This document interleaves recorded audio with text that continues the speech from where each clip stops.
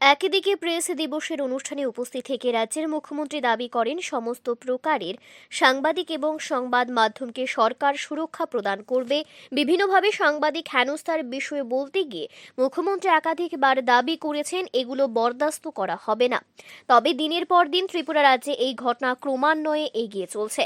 এবার রাতের আধারে শহর আগরতলার সিদ্ধি আশ্রম এলাকায় আক্রান্তিত হয়েছেন সাংবাদিক সুজিত আচার্য।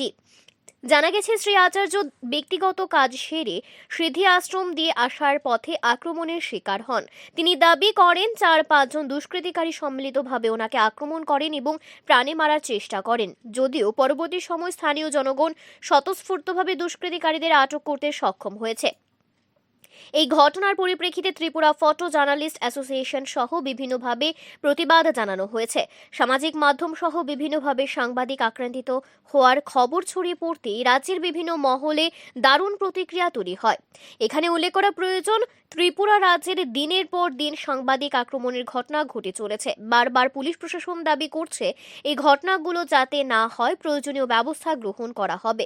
রাজ্যের মুখ্যমন্ত্রী দাবি করছেন সাংবাদিকদের নিরাপত্তা প্রদান করা হোক, কিন্তু তারপরেও যখন এইভাবে গণতন্ত্রের চতুর্থ স্তম্ভের প্রতিনিধিদের ওপর আক্রমণ সংঘটিত হয় তখন কিন্তু নানান আঙ্গিকে সরকারের ভূমিকার দিকে প্রশ্ন উঠতে বাধ্য।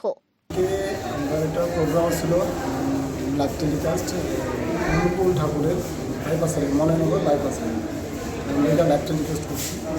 পুলিশেরা প্রায় রাত্রি হয়ে গেছে 12টার সম্পর্ক বসে গেছে, সে করে তো আমরা মালটা বুঝাই দিচ্ছি, সেটা আমরা বুঝে দিচ্ছি। এমনিতে আমরা যে দাদা আছে দাদা ফোন করছে, গাড়ি ড্রাইভারে ফোন করছে, গাড়ি ড্রাইভারে ফোন করছে পরে গাড়ি ড্রাইভারে করেছে তাল বাহানা করতেছে, আমু আইতাছি ইত্যাদি করতে করতে প্রায় আড়াইটা বাজে গেছে। এবার আমরা বয়ে দিচ্ছি, এরপরে হ্যাঁ আইসি এসে বলতে হ্যাঁ আমি জাস্ট জিজ্ঞেস করলাম যে ভাই তোমাকে দেরি হয়েছে কি মানে আমার কথা বলছে না বই দিয়েছি সেটা। তারপরে দিয়া আমি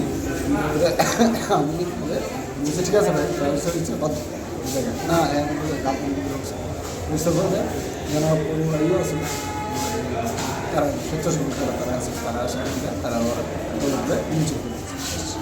এবার আমরা মতো করেছিলাম গাড়িটা জিনিসপত্র নিয়েছিলাম অন্যজনের গাড়িতে করে জিনিসপত্র নিয়ে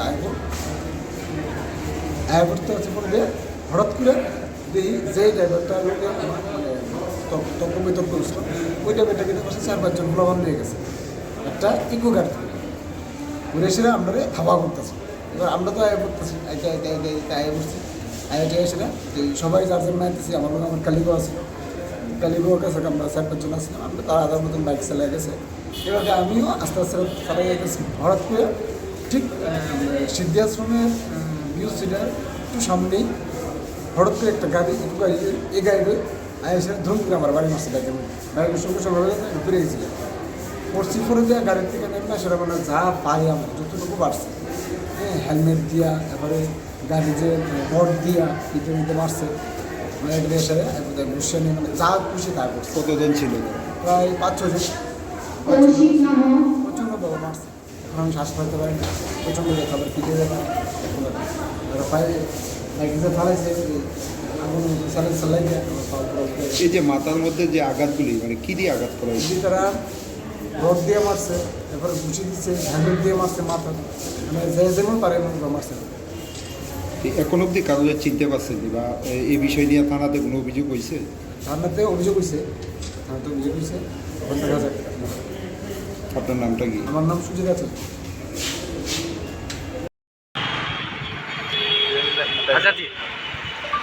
আচার্যের উপর আক্রমণের প্রতিবাদ জানিয়ে আমসুরি